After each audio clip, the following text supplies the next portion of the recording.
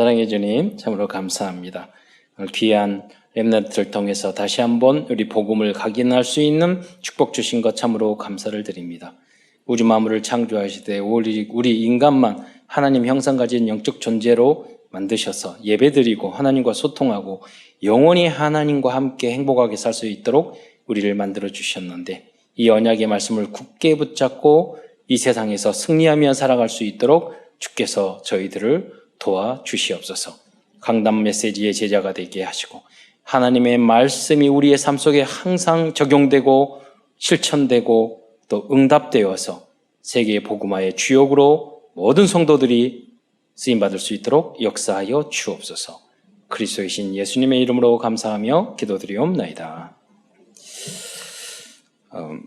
하나님께서는 아브라함이 복음을 깨달았을 때 땅의 축복과 후대의 축복과 세계 선교의 축복을 약속하셨습니다.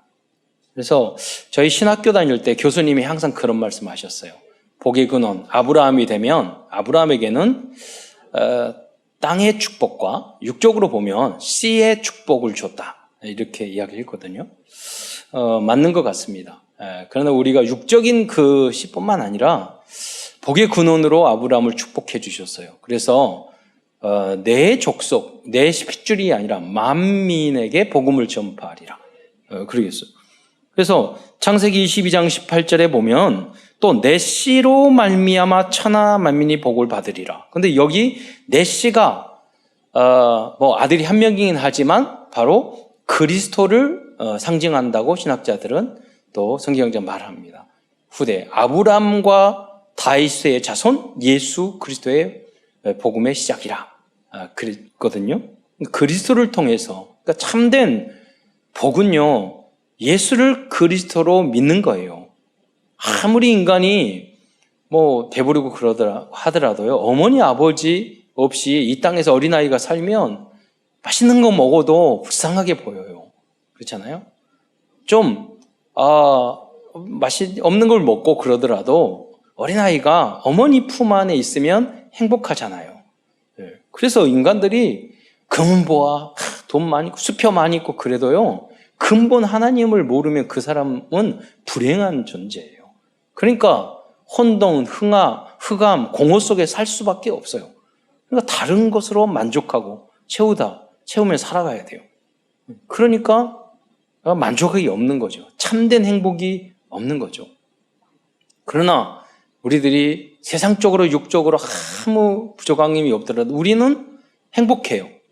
왜 그러느냐? 영원한 것이 보장되어 있거든요. 이 믿음이 여러분의 믿음이 되시기를 축원드립니다. 많은 성도들 보면 염려, 근심, 걱정하고 있어요. 사실 그건 쓸데없는 거거든요. 그렇게 해도 세월은 지나가고요, 근심해도 지나가고 행복해도 지나가요. 가끔 어떤 분들이 보면 다 힘들고 어렵다고 말을 하는데 속으로 그래요. 조금만 기다리면은 지나갈 건데. 보면 해결이 돼 있어. 좀 지나가면. 그런데도 그때는 막 찡찡거리고 힘들어하고 불며. 그때 어떻게 합니까? 그러니까 여러분의 모든 염려, 근심을 주께 다 맡겨버리기 바랍니다. 유광수 목사님이 그 말씀을 하셨어요. 문제가 왔을 때 어떻게 하느냐? 해결하는 방법이 있대요. 문제가 아니다라고 생각하면 된대요. 사실 그러거든요. 지나가면 문제가 아닌데 문제 있다고, 그리고 염려, 근심, 불신앙 다 하고 나중에 가면 해결돼. 그럼 그걸로 끝나는 게 아니거든요. 그 체질은 또 다음에 그 문제면 또 그러거든요. 그래서 하나님 뭐라고 하나? 하나님 모든 염려를 주께 맡겨버리라. 그러죠. 여러 가지 시련과 환난을 만나고 온전히 기쁘게 여기라 있거든요. 항상 기뻐하라 그랬거든요. 그게 하나님의 말씀의 기준들입니다. 여러분, 이 복음 안에서 참된 행복을 누리는 여러분 되시기를 축원드립니다. 여러분이 체질이요, 너무 염려 근심 안 하면 별로 심심한 체질이신 것 같아. 그러니까 없는 문제를 다 만들어가지고 부풀려가지고 그러는데, 여러분 행복한 누리는 체질이 되시기를 축원드립니다. 사실 우리가 그러거든요. 사실은 체질이 그래서 문제가 문제 아니지만 우리 체질이 너무 악하고 그래서 문제를 만들어야지 맞는 체질이거든요. 정죄하고 욕하고 싸우고 갈등하고 그러지 않습니까? 사실 그것이 여러분에게 더 행복한 거 아닙니까? 혹시 여러분이 진정 행복을 누릴 수 있는 복음의 체질로 거듭나시기를 축원드립니다. 오늘 나눌 마가복음을 기록한 마가 요한도 자신의 잘못된 각인뿌리 체질에 잡혀있는 예틀을 깼어요. 그 예틀이 뭐냐면 창세기 3장, 6장, 11장이죠. 나 중심, 세상 중심, 그리고 성공 중심, 그죠? 그런데 이 안에 있을 때는 응답도 응답인 줄 몰랐어요. 근데 이 틀을 깨자 로마를 정복할 뿐만 아니라 온 천하에 다니며 만민에게 복음을 증거하는 237 선교의 응답과 축복을 누릴 수 있게 되었던 것입니다. 저도 저 시골이 고향이고 그렇거든요. 제가 전 세계 다니면서 복음을 증거할 만한 그런 체질도 그런 능력도 있는 사람이 아니에요. 환경도 그렇게 되지 않아요. 복음을 깨달으니까 저는 신학대학원 다닐 때도요, 선교를 몰랐어요. 선교 왜 하죠? 제 친구 동기들이요, 이미 들어올 때 선교사의 마음을 먹고 3분의 1이 선교 현장으로 나갔어요. 그런데 왜 쟤네들이 선교하지? 저는 이해가 안 됐어요. 엊그제도 추석 명절 때 우리 동기 중에 굉장히 스마트하고 똑똑한 친구가 있거든요. 근데 어느 정도냐면 학부에 인정받아서 학부 때 총장님의 비서 역할을 했어요. 제가 왜 저기 총장님 비서 되지? 네. 그러면서 이야기하고 대화하고 보면요, 이게 너무 똑똑하니까 말을 꺼내기가 쟤한테 약점자 무시당하면 어쩌지? 이렇게 할 정도로 똑똑한 친구였어요. 스마트하고. 그 친구가 목사 되더니 러시아 선교로 떠나는 거예요. 근데 왜 저렇게 똑똑한 애가 그냥 목회하고 그렇지 큰 교회에서 목회하지 떠나지? 이해가 안 됐어요. 그 친구가 명절 추석 때 오면 그때마다 근데 그 아이들 3명 나와서 선교하는데요. 애들이 눈동자 보면 알잖아요. 똑똑하게 생겼어요. 아빠 닮아서. 세계 선교. 이제 복음을 이해하면서 이해했는데 하나님이 선교의 문을 계속 열어줘요. 예. 지난주에도 이제 외국에 못 나가니까 이틀 동안 선교 현장에 제자들 신학교 공부를 못 하잖아요. 그것을 이틀 동안 12강을 다 찍어서 영상 만들어서 보냈어요. 근데 정말 내 앞에 있다는 생각을 가지고 저 친구들이 정말 소중한 제자라는 생각을 가지고 메시지를 했어요. 행복한 시간이었죠.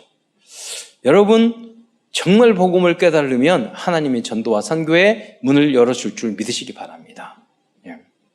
성령이 임하시면 땅끝까지 증인이 되리라 그랬어요. 이번 주에도 선교 20년, 30년 동안 선교하신 그 선교사님이 연락이 와서 우리 집사님, 장로님 통해서 그 선교의 현장에 지난번 중직자 대화を들었잖아요. 빗물. 목사님 그 선교사님 왜 아프리카에 물 많잖아요. 호수도 많고. 그런데요, 다 이상하게 파면 짠물 나온대요. 그 노아의 방주가 맞나 봐. 그래서 그것 때문에 병이 많대요. 불이 많. 그래서 연기를 하면서 그분은 현장에 가봤지만 정말로 선교사님이거든요. 나 같은 평범한 목회자가 그렇게 훌륭한 선교사님과 함께 동역할 수 있다는 게 선교의 축복 아니겠어요? 여러분, 성령이 임하시면 문이 열려진다는 것을 여러분이 체험하시기를 축원드립니다. 그래야지 예수 믿는 게 재밌는 거예요. 마가는 예틀을 가졌을 때는 크게 열리지 않았거든요.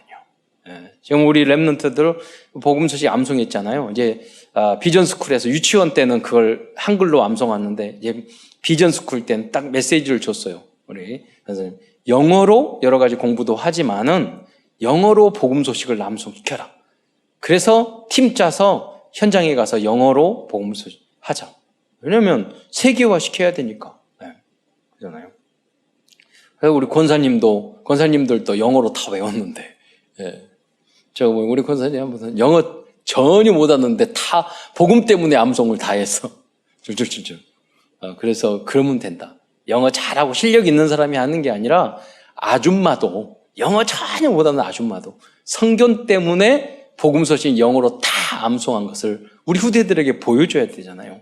그리고 증인이잖아요. 복음 사랑하는 모습을. 네. 그리고 우리 후대들은 제대로 영어를 해서 제대로 실력을 갖춰서 세계를 복음화하는 후대로 만들고, 이 미션에 여러분 주역이 되시기를 축원드립니다. 우리 신성민 전도사도 영어 잘하시고 그러는데 이제 후대들에게 그 언약 각인시키는 거죠. 네, 준비시켜서 한 문장씩 하다가, 네. 어떤 분이 이전에 우리 랩넌트가 영상 보면서 그 글자가 이게 그냥 암송하는 게 아니잖아 이렇게 댓글을 달았더라고요. 여러분, 우리 준우가 오늘도 했는데 그냥 암송하는 게 아니에요. 강약 중강약을 다 알아요. 그렇잖아요. 길게 하고 세게 하고. 나는 그 영접 메시지를 저렇게 확실히 하게 하는 거 처음 봤어요. 영접 안 할 수 없겠대. 확실하게. 마가복음은 사복음서 중에 하나로 종이신 그리스도에 대해서 말씀하고 있습니다. 그래서 마태, 마가, 누가, 요한복음을 복음서라고 그러잖아요. 사복음서. 그러잖아요. 그리고 마태, 마가, 누가 복음을 공관복음서라고 이야기하죠. 근데 이 사복음서에 중심이 되는 게 이 마가복음이라는 거예요. 근데 여러분, 마가는 예수님의 12제자가 아닙니다. 마가는 예수님과 함께 공생회 때 함께 활동했던 인물이 아니에요. 그런데 어떻게 마가복음이 예수님이 활동한 이 사복음서의 중심이 됐을까요? 왜냐하면 이 마가는 결국 베드로의 통역관의 역할을 했기 때문이에요. 복음을 깨닫고 실패했지만 나중에는 그러니까 예수님의 사역에 대해서 가장 잘 알고 있는 사람이 베드로예요. 통역하다 보니 모든 현장을 알아가게 돼서 마가가 낙심하였을 때, 실패했을 때 이 마가를 살려낸 인물이 누구냐? 베드로예요. 말했을 때 한마디 어렵지 않아요. 나는 예수님 3번이나 부인했어. 3번이나. 그러니까 치유되잖아요. 그런데 예수님이 나를 찾아오셨어. 그래서 나를 다시 사용해 주셨어.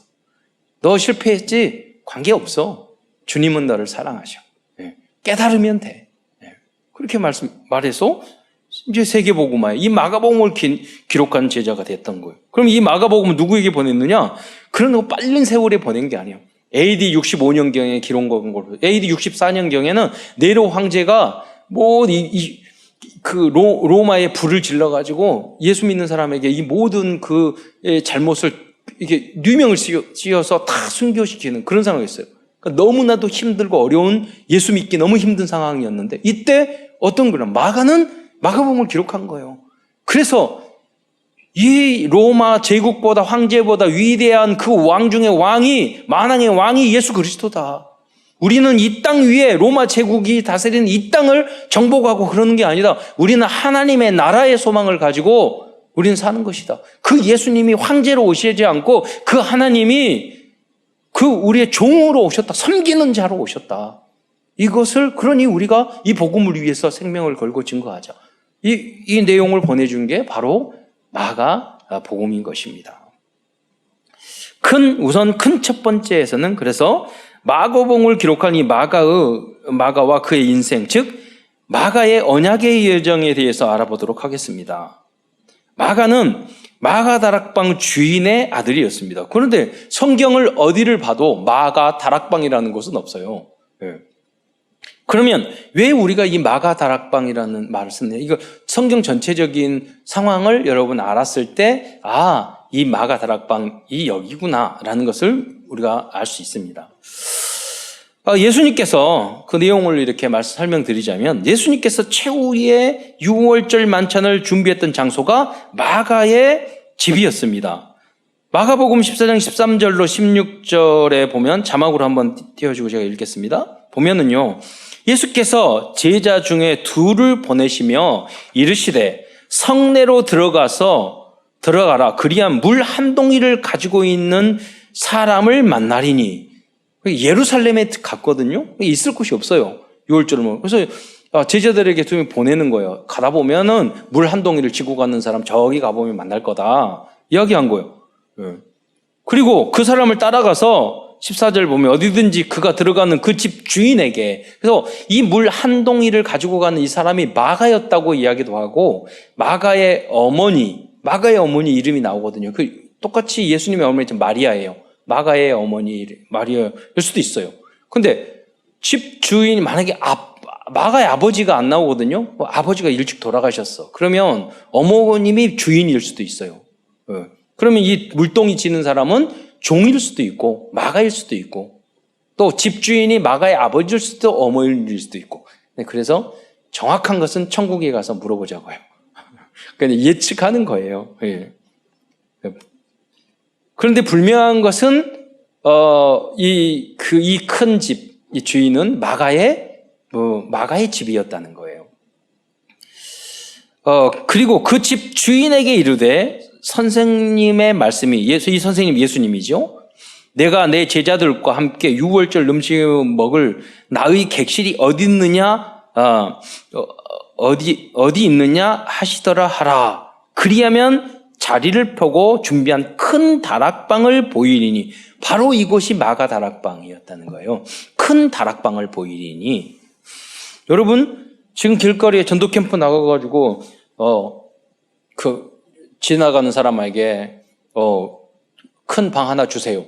이러면은 잘못하면은 미친 사람 취급 받을 수 있죠. 그런데요, 선교 현장에 가면 희한하게 이런 만남이 있어요. 대단한 만남이 있어요. 이번에 그 영상을 찍었던 그분도 그 현장에 옆에 있는 분하고 같이, 거기가 기독교를 인정한 나라가 아니거든요.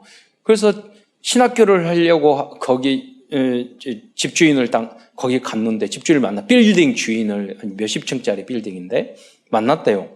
그런데 왜 이렇게 여기 하려고 그랬더니 옆에 있는 제자가 우리 신학교 하려고 하는데요. 이게 그 말을 하면 안 되는데 신학교 하려고 하는데요. 그랬더니 그 빌딩 주인이 여자분인데 따라 들어오라고, 자기 방으로. 아이고, 잡혔구나, 이런 생각을 하고 따로 들어갔대요. 그랬더니 진짜 신학교 하려고 하냐고 물어보더래요.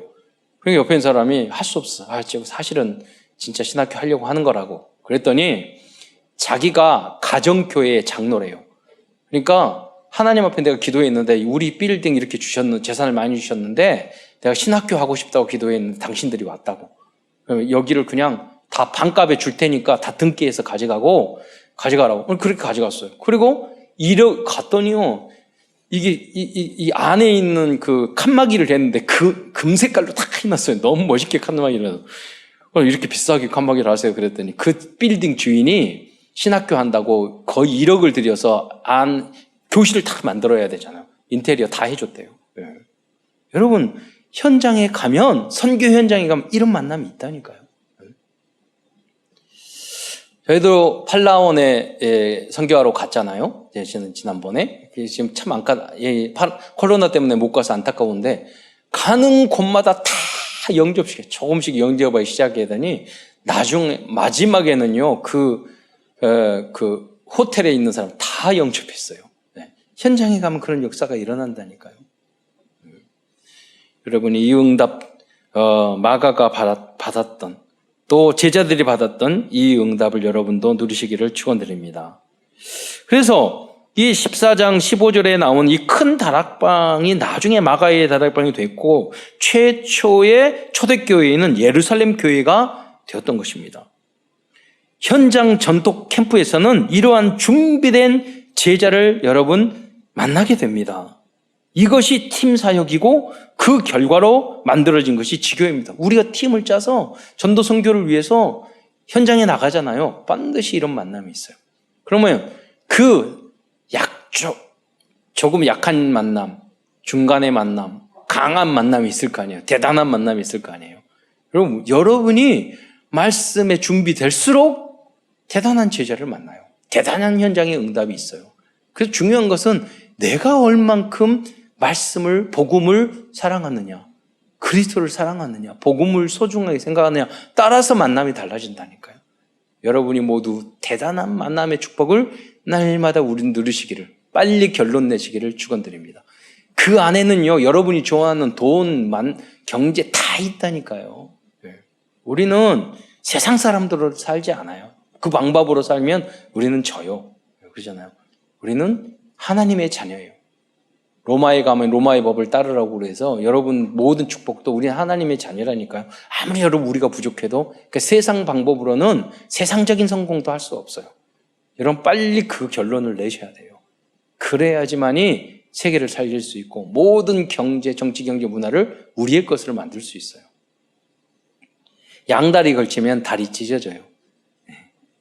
저는 바닷가에 살았잖아요. 보통 파도 치니까 이 배가 있거든요. 배가 있으면 건너려면 딱 뛰어들어야 되는데 무섭다고 양다리 건치를 부려서 파도 툭 치면요. 요즘은 그래서 저는 제 앞에서 물에 빠져 죽는 사람 봤어요.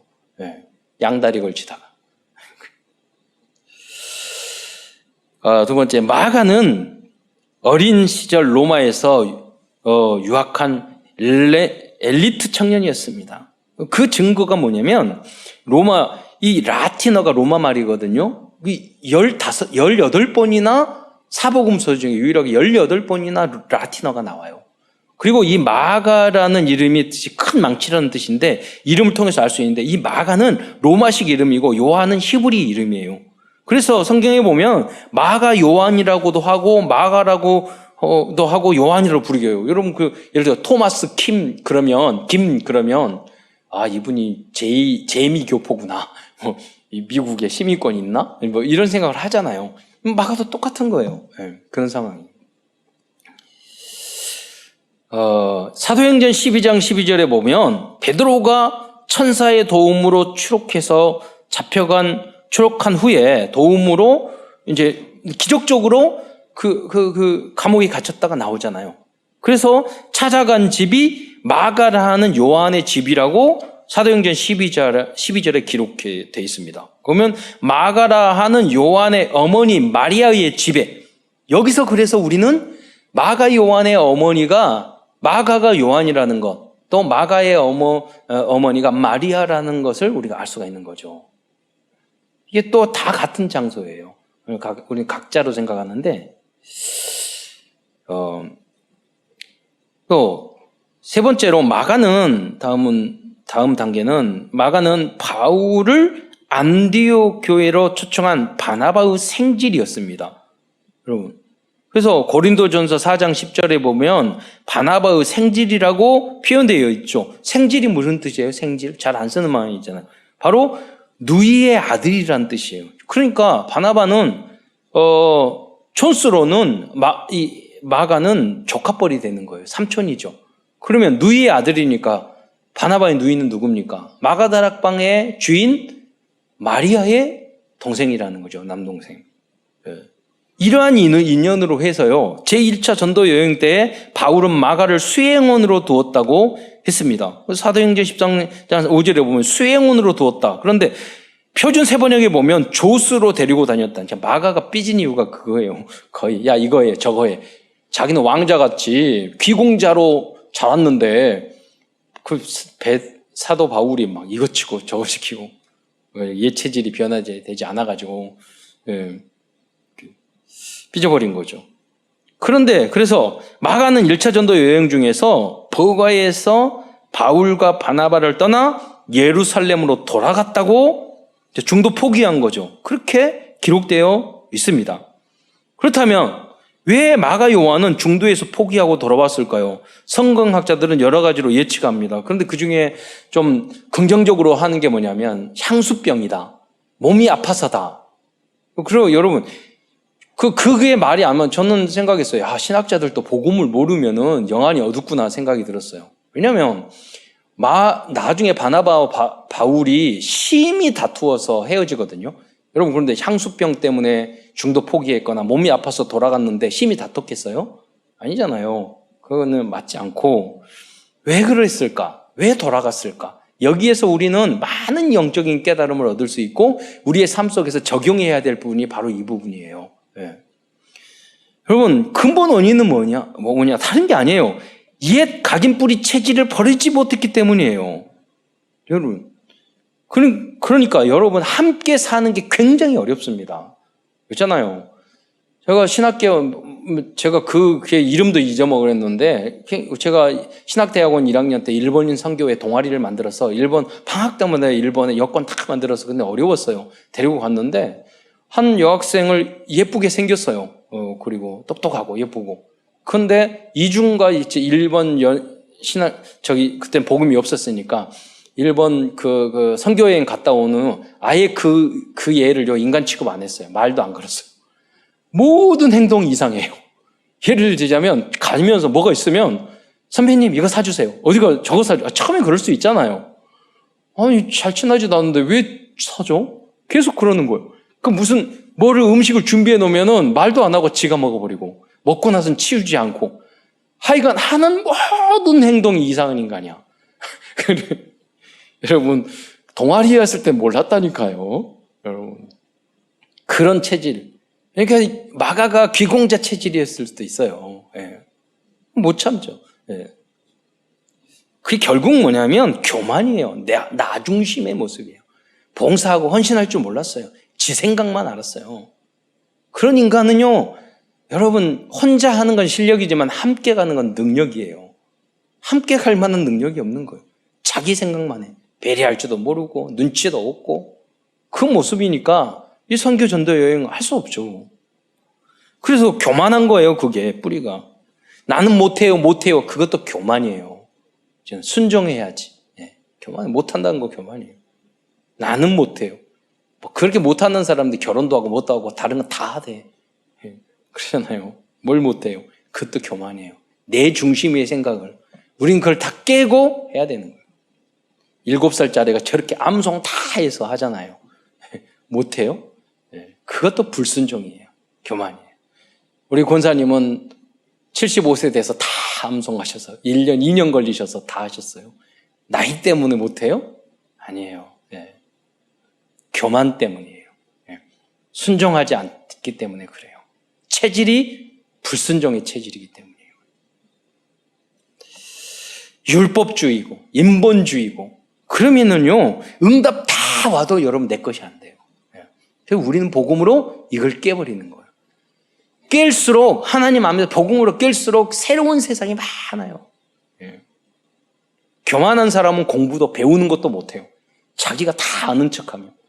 전 석사 박사 공부를 할 때요 교수들이 얼마나 사소한 걸로 뭐라고 하는지요.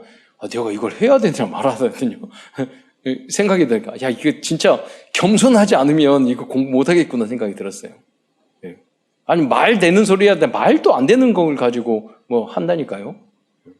너무 사소한 거 가지고 열내고 이렇게 띄어쓰기 하면 되지. 띄어쓰기 하나 가지고 점 안 찍었다고 뭐라 그러고 그러더라고요.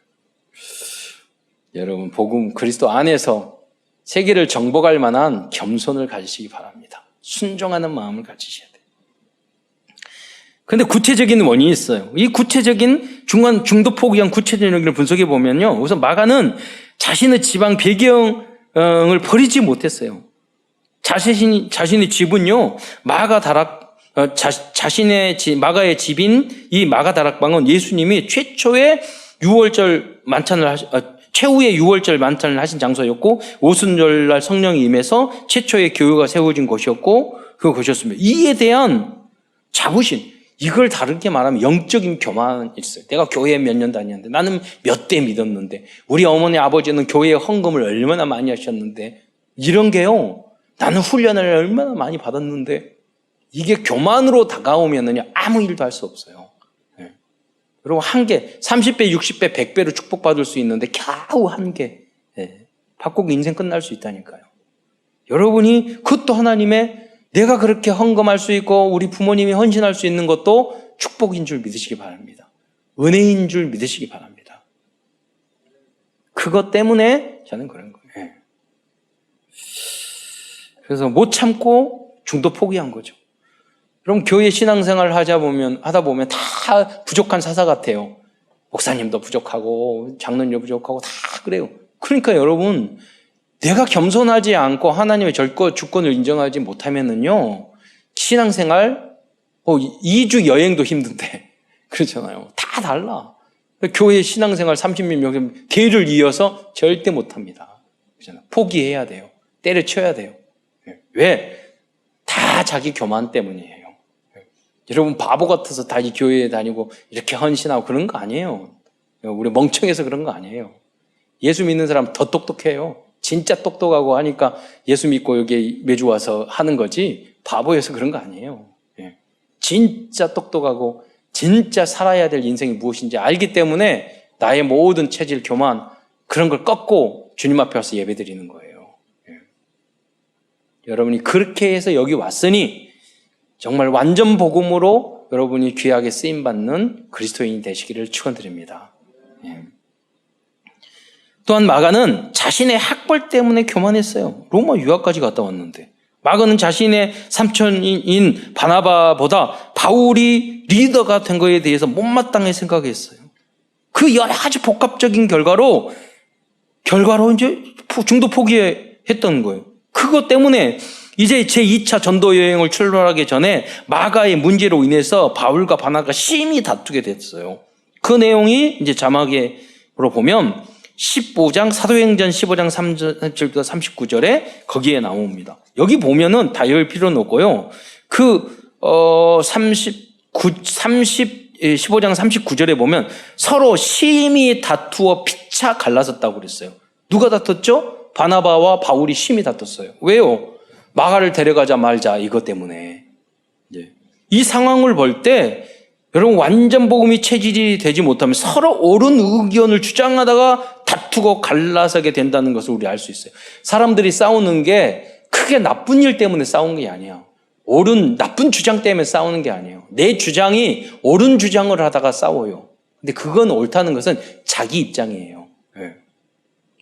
무슨 말입니까? 바나바는요, 그렇게 나이도 어리고 귀공자로 집안에 부잣집에 살아가서 힘들고 어렵잖아. 우리도 힘든데 당연히 포기할 수 있지. 그러니까 끝까지 우리 제자로 만들어야 될 거 아니야. 이제 바나바가, 너는 잘났냐? 나중에 열 날면 그러지잖아요. 너도 핍박했잖아, 예수님. 막 이러니까 과거를 묻지 말아야 되는데.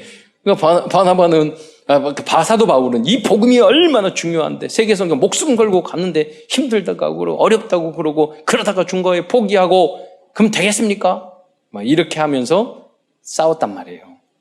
제가 이번에 노예 서기가 됐거든요. 그런데 그 전에 어떤 일이 있었어요. 제가 서기 되기 전에. 그런데 어떤 문제 때문에 그분이 막 이렇게 교회에 뭐 대단합니까? 노예 사는 일을 되도록 하면 되는데 그런데 그래도 규칙과 법이 있잖아요. 그것 때문에 뭐 안 된다고 엄청 그래가지고 저도 다퉜죠. 그래가지고 결국 됐는데 이번에 노예 딱 되자마자 그분이 이게 법에 안 맞는 것을 저한테 요구를 했어요. 그러니까 속으로 그랬죠. 그러면 이렇게 하면 되죠. 그랬는데 속으로는 지난번엔 법 따지더니 지한테 관계되는 일이니까 은혜로 하자고 욕 실컷 해놓고 이제 이렇게 하지요. 이렇게 했죠. 여러분 다 잘하자는 거예요. 그러면 여러분 맞다니까요. 이분도. 그러면 우리가 서로 지혜롭게 중재안을 찾아야 돼요. 살리는 길. 여러분 약간 헌신하고 기도를 하면 될 수 있는 길이 얼마든지 있어요. 그런데 나쁜 인간들이요. 될 수 있는 길을 한번 생각해보고 되도록 그 작은 노력을 안 해요. 귀찮다 이거죠. 욕먹기 싫다 이거죠. 십자가 지기 싫다고 이거죠. 우리는 그 정도 수준으로 해서는 안 돼요. 살리는. 만약 그렇다면 하나님 예수님이 이 땅에 내려와서 우리를 구원 안 해주죠.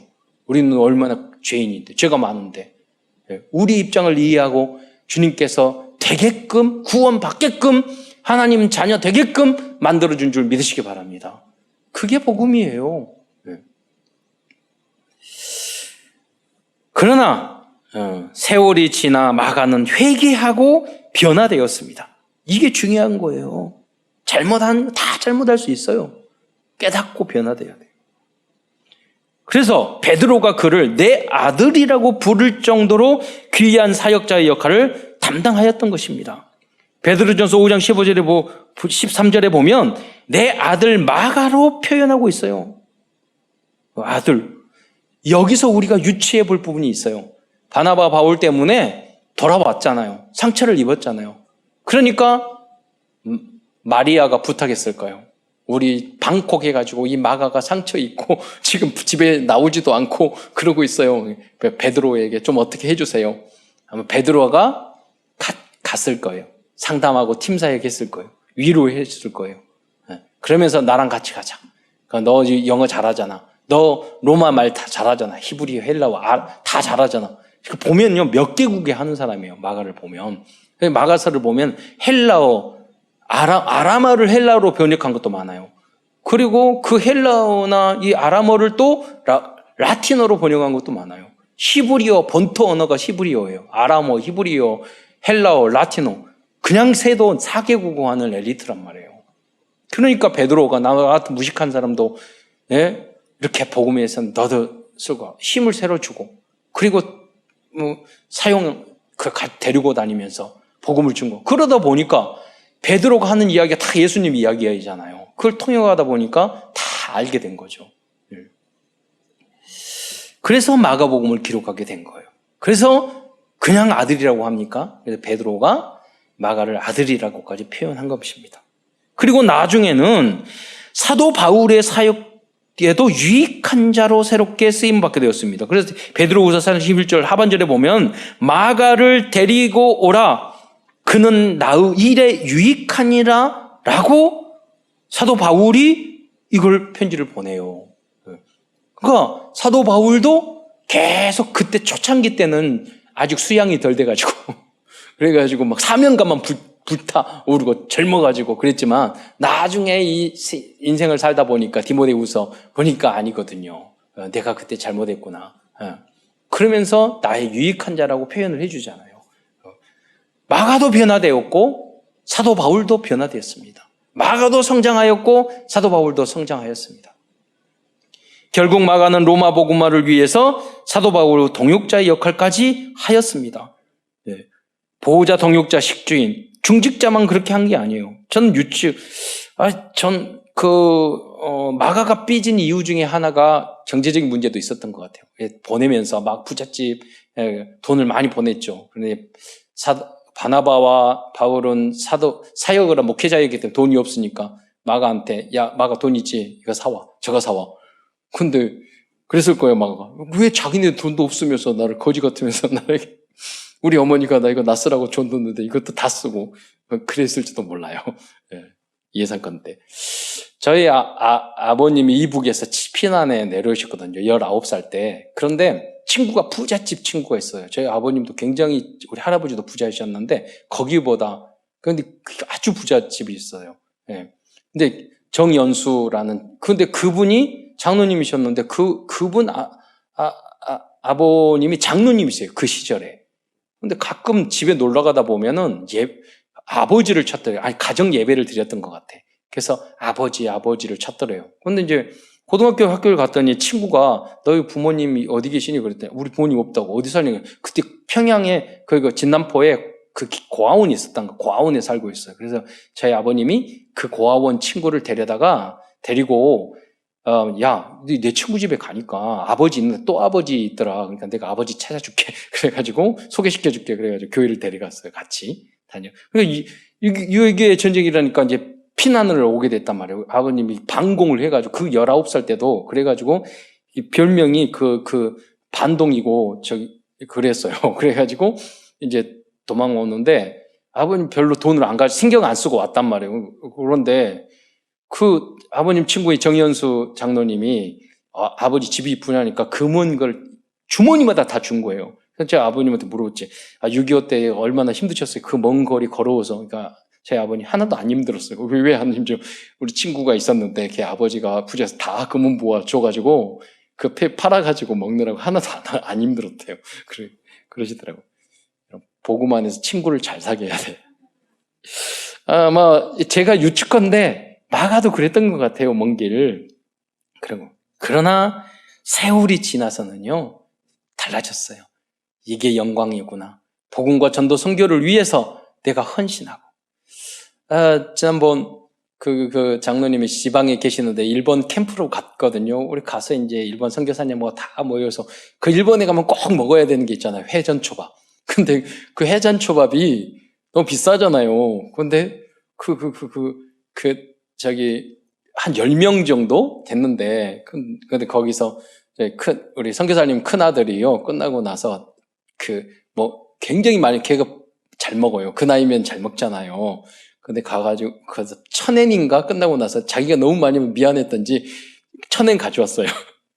그래가지고, 그 보태서 그 회전초밥 먹었는데 너무 많이 먹어가지고 미안해서 가져왔다. 그러니까, 너무 착하다, 이쁘다. 그랬는데, 거기 장로님이 우리 교회 이기다가 지방으로 가셨거든요. 장로님이 그거 카드 긁어서 다 하셨어요. 그러니까 몇십만 원 나왔는데, 감사하고 너무 죄송하다고 속으로는 너무 좋았죠. 그런데 감사하고 그런데 그분이 영광이라고 그러면서 그 모습을 보면서 너무 감사하게 생겼어요. 또 제가 우리 노예 이제 내일도 이렇게 가서 소수로만 이렇게 우리 가게 됐는데 상황에서 그때는 숫자 많이 갔어요. 저기 부산에 갔는데 제가 아시는 그 사회적 기업하는 장로님 계셨는데 우리 다 모였는데 횟집에 또 가야 되잖아요. 부산 쪽 갔으니까.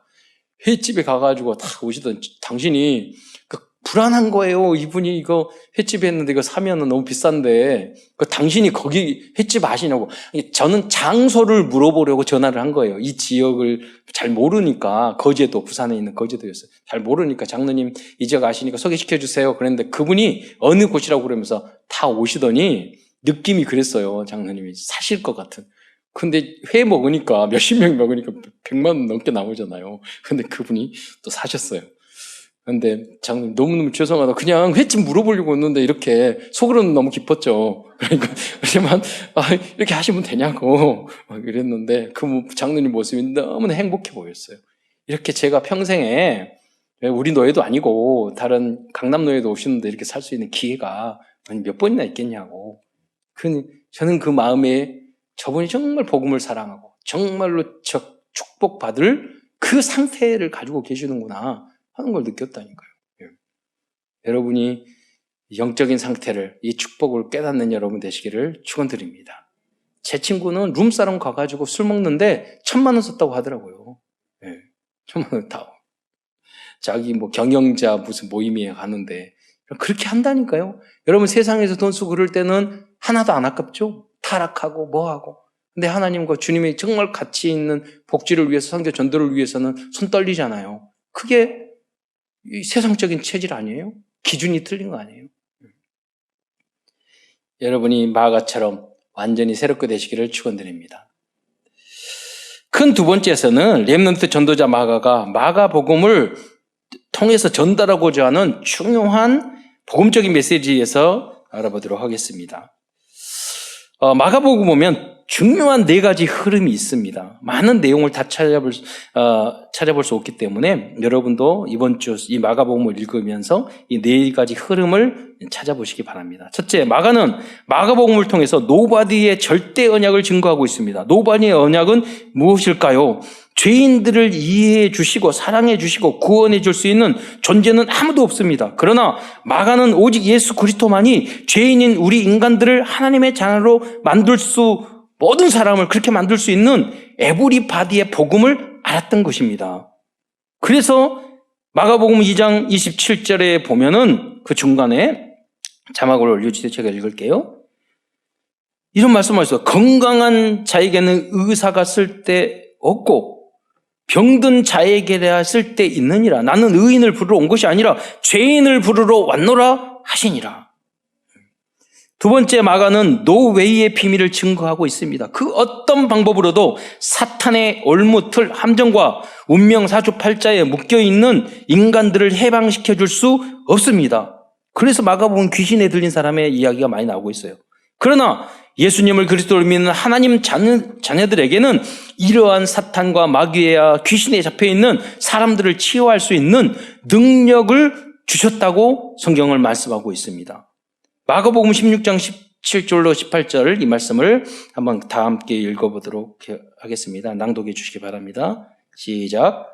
믿는 자들에게는 이런 표적이 따르리니 곧 그들이 내 이름으로 귀신을 쫓아내며 새 방언을 말하며 뱀을 집어올리며 무슨 독을 마실지라도 해를 받지 아니하며 병든 사람에게 손을 얹은즉 나으리라 하시더라. 그리스도인들은 복의 근원의 축복을 받은 사람입니다. 우리들은 절대 불가능한 문제에 빠져 있는 사람들을 치유할 수 있는 권세와 사명을 받았다는 것을 알아야 하겠습니다. 그러나 여러분, 예수만 믿으면 됩니까? 아니에요. 오직 완전 복음의 제자들만이 중독 문제, 청소년 문제, 가정 문제, 정신 문제, 동성애, 무속 점술, 우상 때문에 오는 저주 문제 등을 해결할 수 있는 에브리 웨이의 절대 제자의 응답을 받을 수 있는 줄 믿으시기 바랍니다. 여러분, 우리가 언제까지 나 혼자 예수 믿잖아요. 하나님도 믿고 구원의 확신도 다 있잖아요. 그런데 겨우 나 혼자 구원받고 딱 꼴까닥 죽고 그러면 안 되잖아요. 여러분 때문에 모든 사람이 이 길을 찾는 응답을 누리시기를 축원드립니다. 세 번째, 마가는 노타임의 비밀을 알고 있었습니다.